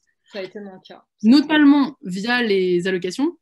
Mais si jamais vous voulez pas faire ça, il y a aussi quelque chose qui est moins connu de Pôle emploi, qui est que vous pouvez décider de ne pas toucher vos allocations Pôle emploi et à la place de les sortir pour les investir dans votre société. Ça, c'est aussi une option. Si vous avez besoin, par exemple, de plus de trésorerie au départ et que vous n'avez pas forcément beaucoup de cash à dispo, vous pouvez demander à prendre, je sais plus, 60% la totalité de vos allocations prévues sur 2 ans si vous aviez bossé au moins 2 ans avant, et les investir directement dans votre boîte. Donc en tout cas, la France est quand même assez présente pour accompagner les entrepreneurs, aussi financièrement, pas forcément par les moyens qu'on a le plus en tête. On l'a dit, Sarah l'a dit tout à l'heure, le financement, c'est vraiment un des freins, et donc il faut vraiment savoir que ces choses existent. Et notamment sur tout ce qui est les aides, et notamment financières, je vous conseille un site qui s'appelle lesaides.fr, qui je trouve un super site pour référencer, où vous mettez vraiment, moi je suis ça, je suis mère, pas mère, célibataire, pas célibataire, j'habite ci, là, j'ai travaillé ou pas, et qui peut vous donner un peu les aides qui peuvent vous aider à vous lancer, puisque là où, voilà, là où vous n'aurez pas forcément du financement propre pour vous lancer, il y a peut-être des dispositifs dans lesquels vous êtes éligible et qui peuvent bien vous dépanner. Il y a un autre site qui est pas mal aussi, c'est la SACEM qui en est à l'origine, c'est monprojetmusique.fr, où là aussi, en fonction de je suis un artiste, je suis un éditeur, je suis un label, tous les programmes d'aide qui existaient. Alors, il ne doit pas être tout à fait à jour parce que le Covid est passé par là, mais pas que. Je ne sais pas si vous avez entendu parler de la décision de la Cour de justice européenne sur la répartition des droits voisins. C'est peut-être un peu technique, mais ça a enlevé 20 millions d'euros par an à la SACEM, SCPP, SPPF, qui aidait aussi pas mal de projets, pas mal de jeunes labels. Sachez qu'en tant que label, si vous êtes adhérent SCPP, SPPF, ils ont des programmes d'aide. Et puis, je ne vais pas faire la pub de tous les programmes qui vont être annoncés au CNM, mais c'est vrai que chaque typologie de structure va avoir son aide au CNM, comme c'était le cas jusqu'à présent, avec un CNV qui aidait les salles, les festivals et le live, le FCM qui aidait la musique à enregistrer le phono de manière générale et le bureau export à l'international. Il y a même le CALIF qui nous a rejoint, il y a des aides pour les disquaires et on a même créé là maintenant, mais c'est plus un fonds de soutien, parce que c'était les grands oubliés de cette crise, une aide spécifique pour les indépendants, pour essayer de soutenir dans cette grande crise qu'on est en train de vivre, à la fois les attachés de presse et les autres entreprises indépendantes de ce secteur qui n'avaient pas de guichet où ils pouvaient venir demander de l'aide. Donc, il deviendra peut-être des aides pérennes dans la foulée, je ne sais pas. Mais voilà. Et je voulais juste dire un truc aussi par rapport à ce qui peut manquer quand on veut monter son entreprise, parce que je pense qu'être entrepreneur, c'est aussi je pense que c'est un état d'esprit. Moi, par exemple, je sais que je n'ai pas vraiment un état d'esprit d'entrepreneuse. J'étais sur le point de le faire là parce que j'avais 49 ans et que je me disais que j'aurais plus de poste de salarié. Mais je pense que là, on n'est pas dans ce cadre-là. Il y a plutôt des jeunes entrepreneuses et des jeunes entrepreneurs autour de cet écran et que c'est aussi un état d'esprit. Il faut un projet, quoi. Il faut un projet. À partir de là, quand on a l'état d'esprit, le projet, et les bonnes informations, et c'est vrai le réseau, je pense que là-dessus on en a beaucoup parlé et je pense que les programmes de mentorat ils sont aussi beaucoup faits pour ça, ils peuvent aussi servir à ça, c'est la première valeur ajoutée d'un programme de mentorat, je pense que c'est ça, c'est le réseau. On peut y arriver, quoi. Tu as totalement raison. Je pense qu'on peut trouver une solution à ce qui est financement, on peut trouver une solution à un réseau. L'idée, il faut que ce soit la vôtre. Pour autant, moi, je dirais quand même presque le conseil inverse. Attendez pas d'avoir l'idée parfaite parce qu'il n'y a pas d'idée parfaite, en fait. Votre idée, elle peut évoluer avec votre société, elle peut évoluer avec votre entreprise. Vous pouvez changer d'idée aussi. En fait, personne n'a dit que vous n'avez pas le droit de changer d'idée. Et si vous attendez, moi je pense que justement sur le côté pression, tu vois, et est-ce qu'on est assez capable, que ce soit transporter ton activité salariée en activité indépendante ou que ce soit d'avoir la bonne idée, en fait, on devient, je ne me souviens plus l'expression, mais on devient mathématicien en faisant des maths, c'est pas ça. Mais bref, en étant entrepreneur, finalement, je trouve que souvent, ça t'ouvre des nouvelles portes auxquelles tu n'avais pas pensé et ça t'enferme d'autres que tu pensais, vers lesquelles tu pensais pouvoir aller et qui finalement ne te conviennent pas. Mais je pense que voilà, on ne va pas trop s'attarder et puis je vois l'heure qui tourne beaucoup plus vite que je pensais. Mais en tout cas, la question des statuts, j'ai vu dans le chat, effectivement, pour ceux qui n'ont pas lu, il y a autant de statuts que de personnes ou presque. Le portage salarial, ça peut être une bonne option pour les gens qui ne connaissent pas. L'idée, ça veut dire, en fait, on est indépendant, mais en fait, ce qu'on gagne en indépendant, on le donne à une structure qui va nous employer. Donc, on est à la fois employeur et employé, et ce qui fait que dans les faits, on reste sur un statut salarié. Ça peut être une bonne étape de transition pour savoir si finalement on est prêt à faire ça ou pas, et on continue à accumuler des droits, mais ça coûte très cher en droits, parce qu'en gros, vous facturez 1 000 €, vous en récupérez 500 pour faire grosso modo. Les coopératives d'activité, c'est aussi quelque chose qui peut être intéressant pour les entrepreneurs de tous les secteurs, et notamment du secteur culturel. Je sais qu'il y a le CAE Clara à Paris, je pense qu'il y en a plein d'autres. C'est un peu le même principe que le portage salarial, mais ça peut être... dans le portage salarial, il y a aussi des structures dédiées à une activité culturelle, mais ça peut être une manière d'être entouré. Sur la question du réseau, je voudrais remonter juste sur quelque chose. Corinne a dit des choses très vraies, et Sarah aussi, d'un commentaire de je ne sais plus quelle personne qui disait qui disait, ce que je trouve compliqué, c'était Angéline qui disait, ce que je trouve compliqué, c'est d'être considéré dans le milieu où les apéritifs soirées, concerts pré-Covid sont souvent les lieux de rencontres professionnelles. Si on ne porte pas l'étiquette d'une entreprise intéressante aux yeux des pros, beaucoup d'hommes n'arrivent pas à se dire qu'on est là en tant que responsable CEO. Ok, fair enough, j'entends le truc, mais j'ai envie de te dire que oui, notre entreprise, c'est une entreprise où le réseau se fait de manière moins compartimentée que d'autres secteurs. Pour autant, déjà, la pandémie a beaucoup changé ça. Donc, je pense que tu n'es plus obligé de... Moi, je me suis fait mon réseau en passant 7 soirs sur soir dans les concerts et ma vie sociale a été compliquée, mais c'était aussi parce que c'était ma passion et que j'aimais bien ça. Si c'est pas ton truc, il faut pas te forcer parce que le réseau, il est partout, en fait. Et le réseau, il peut être partout là où tu l'estimes pas. Ton réseau, c'est tes collègues de bureau si tu es dans un espace de coworking, c'est tes anciens collègues d'études si tu en as fait dedans, c'est les amis de tes amis. Le réseau, il est partout. Et moi, j'estime que au bout d'un moment, si tu n'aimes pas un endroit pour te faire du réseau, prends soin de toi et n'y va pas, en fait. Et si c'est pour aller dans quelque chose où tu vas être confronté à des gens qui ne te considèrent pas, sors de cet endroit, en fait. Le côté, s'il y a un truc aussi que toute la phase Musique Tout et MeToo nous a appris, c'est franchement, si tu es dans un lieu qui ne te plaît pas, barre-toi. Et va ailleurs, parce que maintenant, il y a suffisamment de lieux, justement, on a parlé de sororité, on a parlé de bienveillance. Moi, je pense que ce soit dans des lieux collectifs, où maintenant, j'ai l'impression qu'au moins une fois par semaine, il y a quelque chose, un réseau, un truc en ligne, un apéro, où tu peux t'inscrire et trouver des gens qui sont peut-être dans une dynamique plus bienveillante. Et aussi, et je pense que c'est important, tu peux te faire ton propre réseau en disant, bah, voilà, cette personne, je l'aime bien, j'aimerais bien qu'elle fasse partie de mon réseau, envoie un message, demande à discuter, demande à prendre un café virtuel et vois où ça peut. Le plus gros risque, c'est qu'on ne te réponde pas, en fait. Géraldine, je t'interromps, mais tu es en train de décrire Shisetsu, en fait. Enfin, à la base, c'était... J'allais le dire, Claire. J'allais mettre le lien sur Shisetsu.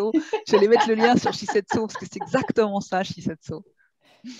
C'était vraiment ça à la base aussi. C'était donc au-delà du mentorat. C'était vraiment ce que j'ai pas raconté la petite fable qu'on raconte tout le temps quand on présente Shisetsu, mais la fondatrice au niveau international, Andrea, elle a travaillé dans une boîte de tech et musique il y a quelques années et elle était la seule femme. Et elle se trouvait vraiment extrêmement seule. Et elle s'est dit, c'est pas possible. Je suis pas la seule femme au monde à être dans ce milieu-là. Il y en a d'autres. Donc elle a cherché, elle a trouvé. Et c'est parti de là, en fait. Et ça a eu un effet boule de neige assez considérable, vu que maintenant on est un peu partout dans le monde.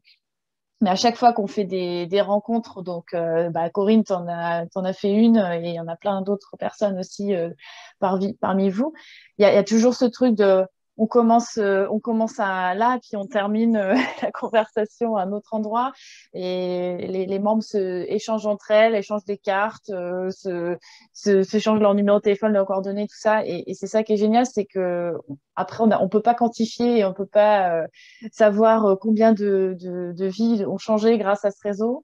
Mais je sais qu'il y a plein de femmes qui ont pu changer de boulot grâce à ça, qui ont trouvé des nouveaux contrats, qui se recommandent les unes entre les autres, qui connaissaient même pas. Enfin, je veux dire, quand on a commencé, on s'imaginait pas qu'on arriverait à bientôt 3-4 000 membres sur notre groupe Facebook. On pensait avoir quelques centaines de femmes. Et en fait, on se rend compte que ce secteur regorge de personnes, de créatives, d'artistes, de nanas qui ont des idées de génie, mais qui n'arrivent pas à trouver le tremplin pour se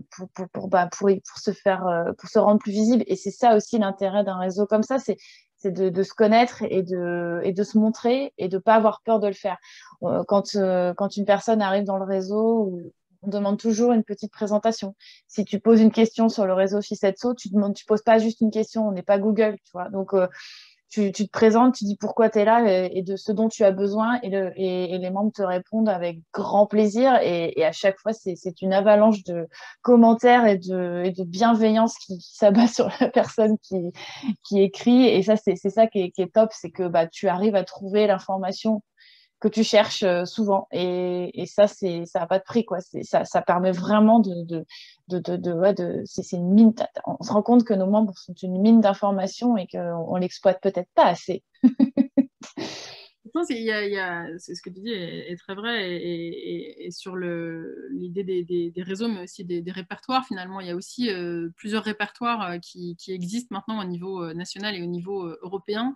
Je pense notamment Il y a Women in Live Music, qui est un genre de répertoire pour les femmes qui bossent particulièrement dans le live, et notamment tout ce qui est technicienne, qui permet aussi, voilà, et elles ont vraiment un photo, une profil, et tu peux leur parler si c'est pour des questions techniques et avoir un rapport ciblé. Il y a vraiment une multiplication des réseaux et des organisations par esthétique aussi, donc que ce soit pour les artistes, les techniciennes, les labels, enfin, il y a vraiment, je trouve que tout le monde peut trouver chaussures à son pied désormais. Je vois vraiment alors qu'il file, il y a beaucoup de sujets à couvrir. Je voudrais quand même garder un minimum de temps pour les questions de l'audience à nos intervenantes. Donc, alors je vais peut-être pas, je voudrais pas que tout le monde mette son micro en même temps, mais est-ce que certaines personnes ont des questions qu'ils souhaiteraient diriger à l'une ou plusieurs de nos intervenantes, déjà dès à présent? Je ne veux pas qu'on arrive à la fin et me rendre compte qu'on n'a pas répondu à des questions. L'idée de ce soir, c'était justement aussi de pouvoir vous donner accès à ces femmes qui portent des initiatives top. Donc profitez-en. Vous pouvez du coup ou l'écrire dans le chat si vous préférez. Il y a une main levée, Géraldine. Il y a une main levée, oui. C'est Lou. Les mains. Lou Nils qui a levé la main. Lou, vas-y, tu peux te remettre ton micro et poser ta question. Coucou, bonsoir. Est-ce que vous m'entendez? Oui. Cool. Déjà, je vous remercie pour tout ce que vous nous transmettez. Je l'avais dit à Claire Morel dans son message en MP. C'est plus que de la nourriture, c'est de la ressource. Et puis, c'est plus que de la ressource, c'est de la communication. Et voilà, c'est à la fois en train d'émerger et à la fois la base de base. C'est ce qui nous fait entreprendre dans ces métiers. Donc, un grand merci depuis hier, les palmiers. Moi, je vous écoute depuis là et voilà, je vous transmets tout le soleil du Sud et l'agnac pour continuer. La question que j'ai, elle est, je vais partir de ma situation au final, mais ça peut peut-être recouper d'autres situations. Donc, j'avais fait une note, je vous la lis, ça sera plus simple. Je suis musicienne et auteure littéraire. Je ne suis pas intermittente du spectacle. En 2020, j'étais en train de commencer des démarches pour monter ma structure dans le secteur musical et littéraire afin de développer et porter des projets artistiques. J'ai pas eu le temps d'avoir un numéro SIRET. La pandémie est arrivée à la place. Aujourd'hui, qui peut m'aider?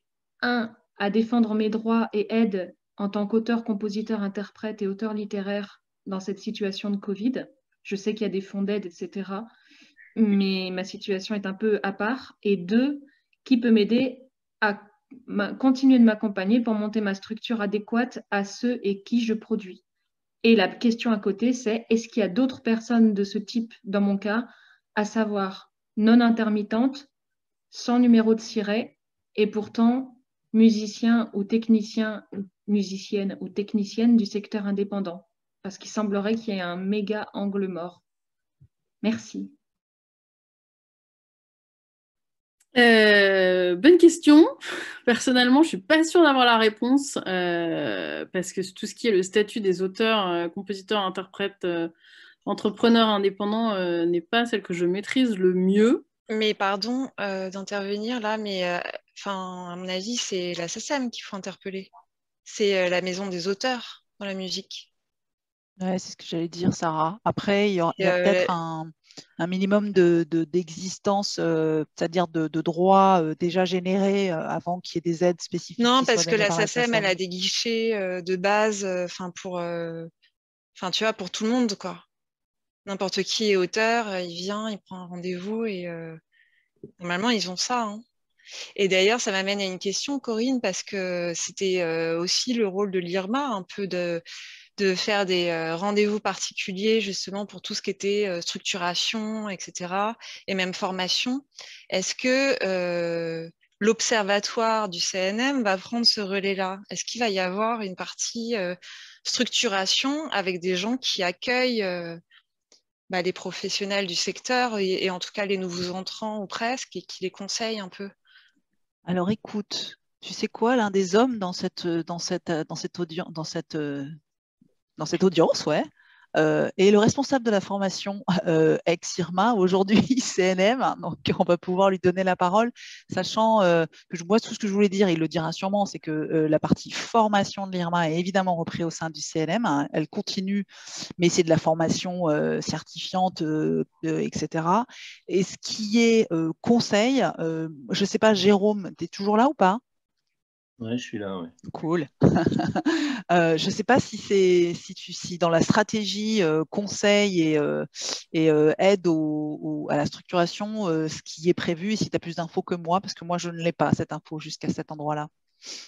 Bah, ce que je peux dire, c'est que le conseil, enfin tout ce qui existait à l'IRMA a été repris et a vocation à être développé. Donc, il y a notamment le conseil à l'IRMA, qui est un guichet auquel on peut s'adresser. Donc, le conseil, c'est 2 fois par semaine. Ça consiste en des rendez-vous individuels. Alors maintenant, ça se fait à distance en ce moment. Je sais qu'il y a aussi du conseil par chat. Pour l'instant, le contact, c'est via le site de l'IRMA, puisque tous les sites Internet n'ont pas encore été fusionnés. Ça va se faire bientôt. Après, tout sera à travers le portail du site du CNM. Par exemple, c'est Lou, je crois, là, qui posait sa question, peut très bien prendre rendez-vous avec Pascal, en l'occurrence, ou Paul, par exemple, qui est spécialiste justement des questions de droit d'auteur, et qui pourra passer un moment avec ses conseillers pour dénouer sa situation et l'orienter. Et après, moi, Lou, je ne sais pas comment ça... Tu as dit que tu étais à hier, c'est ça? Il y a pas mal de réseaux hein, sur les musiques actuelles et d'autres qui sont... Il y a beaucoup de choses qui se font en région. Donc moi, je te conseille aussi d'aller faire un tour de ce côté-là, de regarder ce qui se passe sur ta région, parce que il y a un tissu, souvent des acteurs de la région, moi, je le découvre, hein, parce que ce n'était pas du tout mon histoire, comme vous le dites, dans les majors, on ne les voit pas, ces gens-là.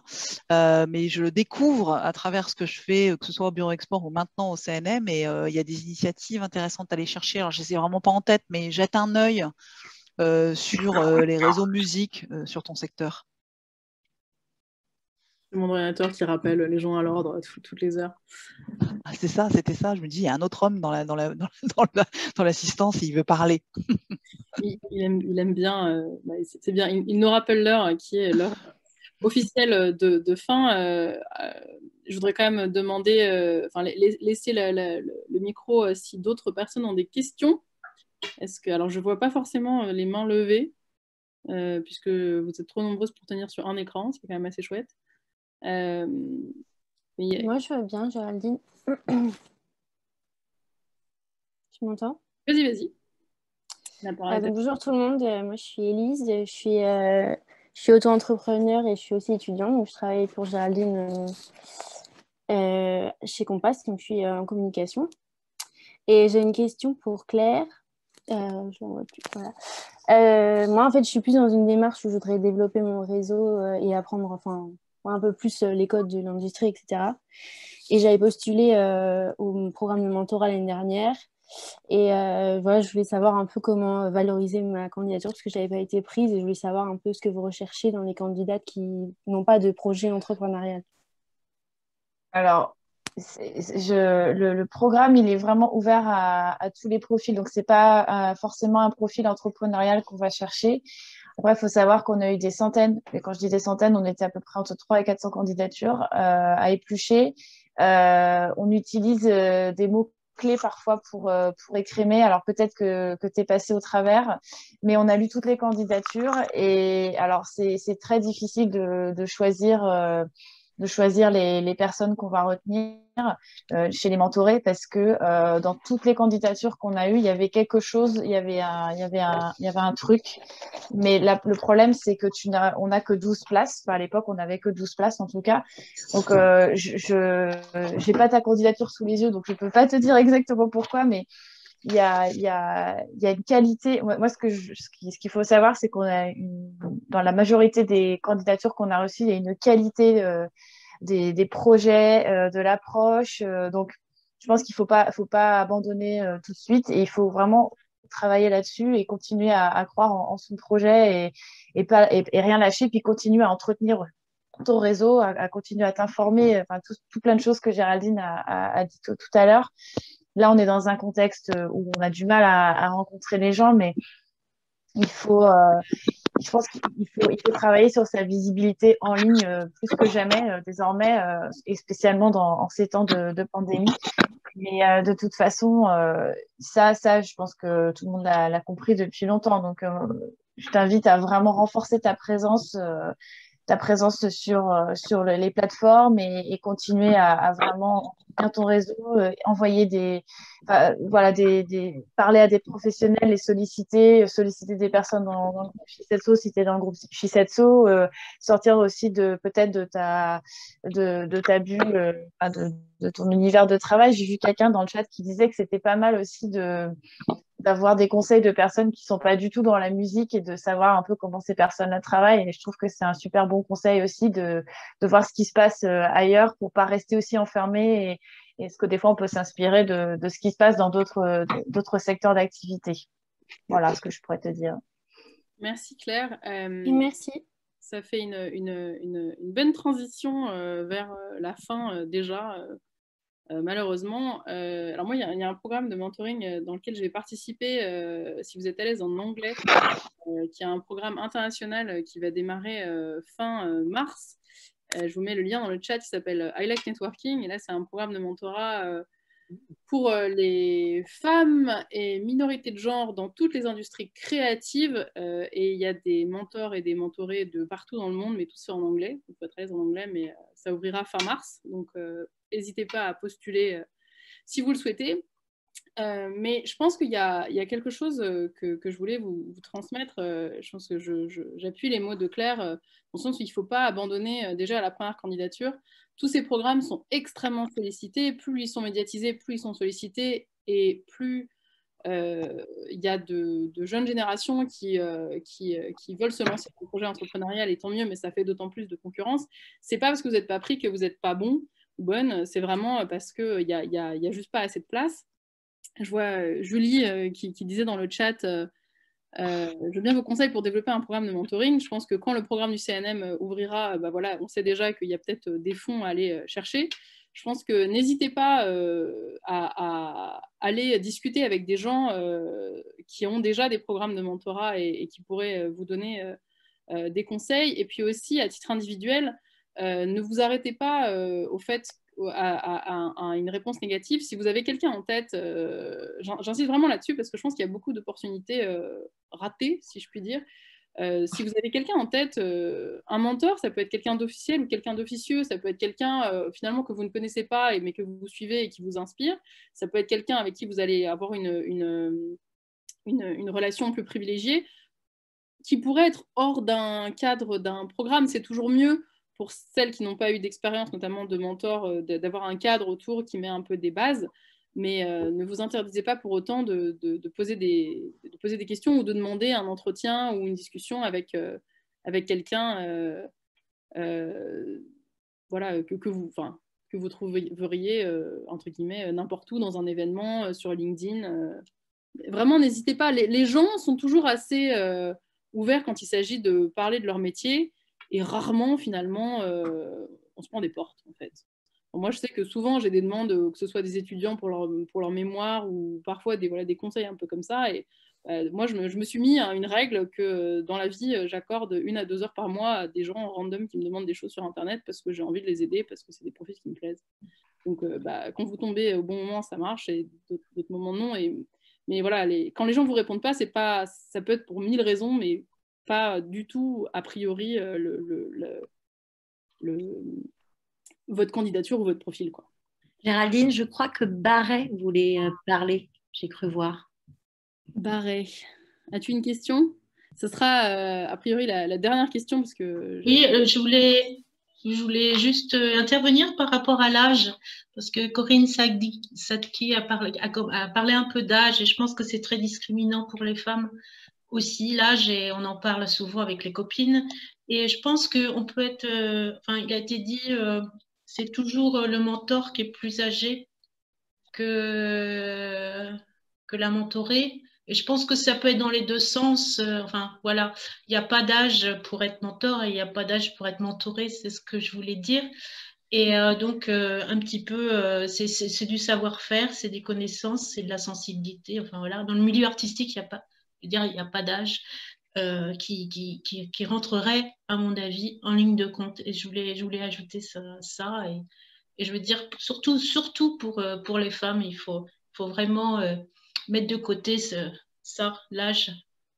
Non, c'est très, très discriminant pour les femmes dès le départ. Donc, si on peut, nous, en tant que femmes, justement, sortir de ces carcans d'âge, ça serait vraiment bien. Surtout dans le milieu de la culture et artistique. Pour le coup, nous, à MEOM, cette année, on a pris quelqu'un qui avait 52 ans en mentoré et qui vient monter sa structure. Bien. Et c'est pour ça que je précisais vraiment en amont que pour nous, on est vraiment sur la diversité en termes d'âge. Et on tient vraiment dans les mentors à avoir, disons, des femmes plus âgées parce que bah, voilà, elles ont un parcours mais il y a des très jeunes aussi, il y a du middle et exactement pareil dans les mentorés, ça c'est très important pour nous. Et aussi, je voulais revenir sur une chose, c'est que parmi les candidatures qu'on reçoit et parmi les gens que nous ne prenons pas, on essaie aussi d'avoir un espèce de suivi, ou en tout cas de dire pourquoi, ou de donner des conseils, le cas échéant, pourquoi les gens ne sont pas pris. Encore une fois, nous, on est strictement sur des projets entrepreneuriaux. Et du coup, on a eu plusieurs fois le plaisir de voir des gens revenir qui avaient pris en considération nos conseils. Et d'ailleurs, cette année, il y a une mentorée qui a été prise, qui avait été refusée l'année dernière. Et voilà, et on a trouvé ça super. Et d'ailleurs, elle a eu la mentor qu'elle voulait l'année dernière.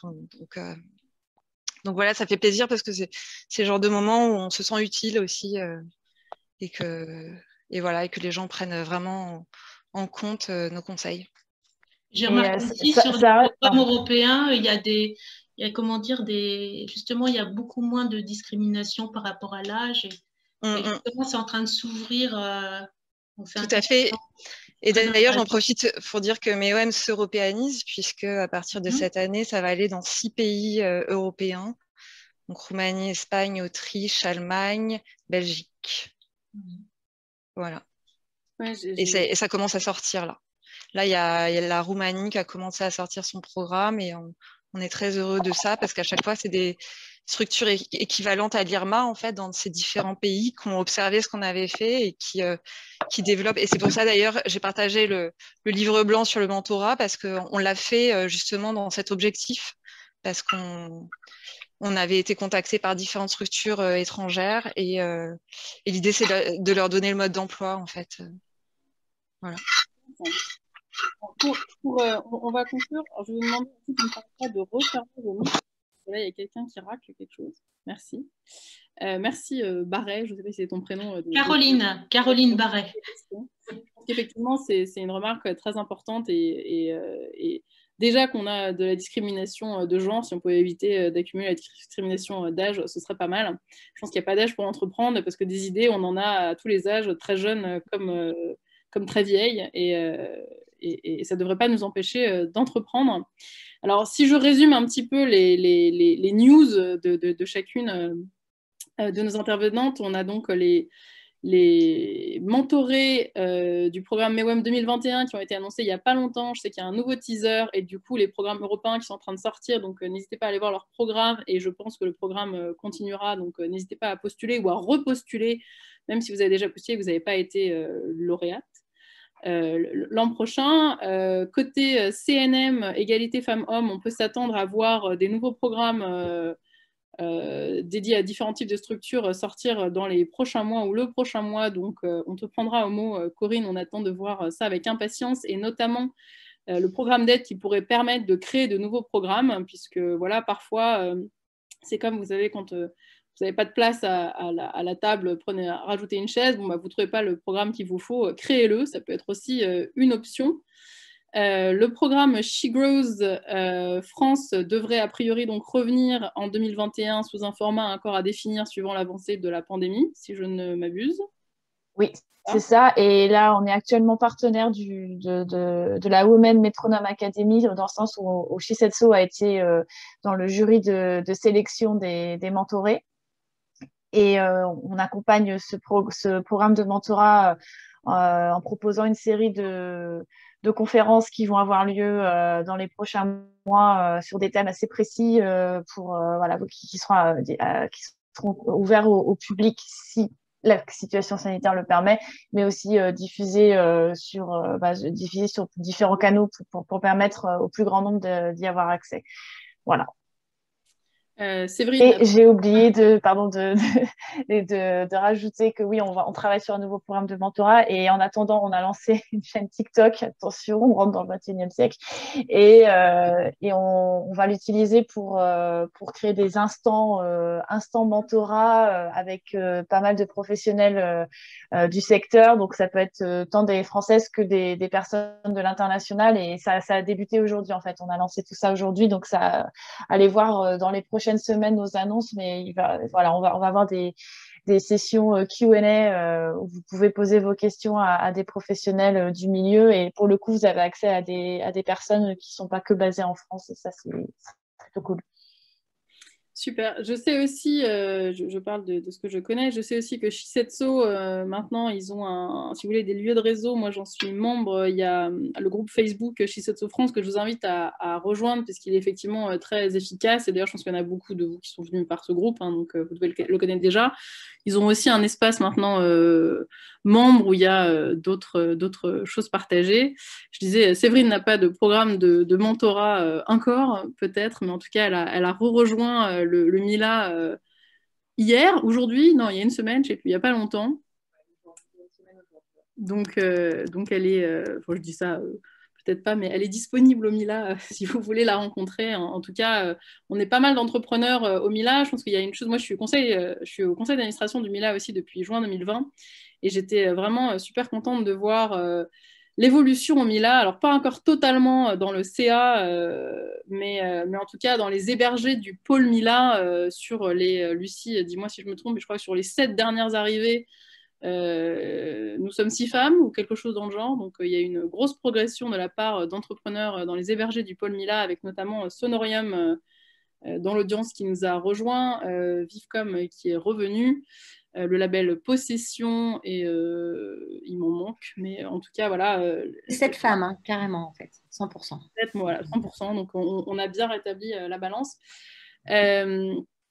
Le Mila, on vous l'a présenté un petit peu plus en avant, plus au début. Moi, je suis arrivée au Mila via l'espace de coworking, parce que justement, j'en avais marre d'être toute seule chez moi. Donc, pour celles qui sont entrepreneurs et se sentent un peu seules, pensez aux espaces de coworking, notamment dédiés au culturel ou à la musique, et prenez contact avec lui si ça vous intéresse. Et pour finir, et je suis ravie, Corinne, qu'il y ait peut-être des programmes, puisqu'on se posait nous aussi la question au Mila, justement, au-delà de ce club Mila, de proposer un accompagnement à nos adhérentes et nos adhérents s'ils souhaitent soutenir l'entrepreneuriat féminin. Et on va vous faire passer dans les prochains jours un Google Form. En fait, on s'est dit que si on allait faire quelque chose, ce serait au plus près des besoins de nos adhérents. Donc, on va créer quelque chose pour recueillir un peu les besoins et voir voilà, qu'est-ce qu'on peut faire pour essayer d'aider à notre niveau, parce que je pense que s'il y a quelque chose qu'il faut retenir de cette discussion, c'est qu'il y a des choses partout pour tout le monde, il faut juste savoir les trouver. Je vous invite à sauvegarder le chat de la discussion Zoom avec tous ces liens qui vous ont été communiqués. Si vous allez sur le chat, il y a 3 petits points en bas à droite et vous pouvez mettre enregistrer. Et comme ça, vous pourrez récupérer tous les liens. Je pense qu'on vous a donné pas mal de lectures finalement à faire, des liens à visiter. Je ne vais pas les renommer tous, mais voilà, au boulot côté information. N'hésitez pas à prendre contact avec nous si il y a une question que vous n'avez pas eu le temps de poser et qui vous démange. On essaiera d'y répondre comme on peut, ou je passerai les questions aux intervenantes s'il y en avait une voilà, particulièrement, qui visait particulièrement une intervenante. J'arrive plus à parler, donc je pense que c'est le signe que c'est la fin. En tout cas, merci à toutes et merci à tous, puisqu'on a quand même quelques hommes. Je tiens à dire que c'est chouette, même si c'est encore trop une minorité. En tout cas, vous avez entendu ce soir plein de programmes, donc parlez-en autour de vous et essayez de convaincre d'autres hommes de s'intéresser à l'entrepreneuriat féminin dans la musique, puisque pour ceux qui avaient raté l'information du début, et ce sera mon mot de la fin, les entreprises dirigées par des femmes sont 32% plus rentables, donc qu'attendons-nous? Voilà pour la fin. Et ben voilà, bravo. Je vous souhaite une bonne soirée et puis on espère vous recroiser en distanciel ou en présentiel au Mila ou ailleurs quand les événements pourront reprendre. Je dis une dernière chose parce que je ne l'ai pas présenté au début, mais on avait aussi Aude Merlet, la nouvelle présidente du Mila et qui s'y connaît aussi pas mal dans l'entrepreneuriat culturel via son travail. Qui était avec nous et qui est aussi disponible si vous avez des questions sur le Mila. Voilà. Je crois que j'oublie rien. Il ne me reste plus qu'à vous souhaiter un bon appétit, une bonne soirée. Et puis à très bientôt. Et on vous enverra le replay si vous avez raté des infos. Bonne soirée. Merci, bonne soirée. À bientôt. Au revoir. Bonsoir. Merci à toutes. Au revoir. Merci Sarah. Merci Géraldine. Salut. Merci Séverine. Merci.